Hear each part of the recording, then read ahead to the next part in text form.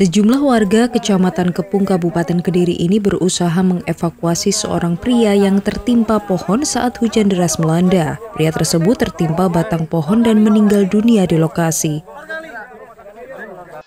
Hujan deras dan angin kencang yang melanda Kecamatan Kepung Kabupaten Kediri pada Jumat lalu memang membuat sejumlah pohon tumbang. Naasnya dalam peristiwa itu satu pencari rumput meninggal dunia setelah tertimpa pohon roboh. Selain itu, angin kencang dan hujan deras juga merusak sejumlah bangunan rumah warga. Sejumlah kandang ternak warga juga rusak parah setelah diterjang angin kencang. Total ada belasan rumah warga serta 4 kandang ternak yang mengalami kerusakan akibat angin kencang.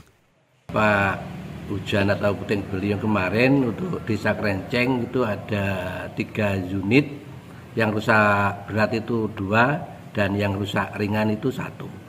Untuk kandang ternak, karena di sini banyak peternak, itu ada 3 yang rusak berat dan yang rusak ringan ada 2, seperti itu.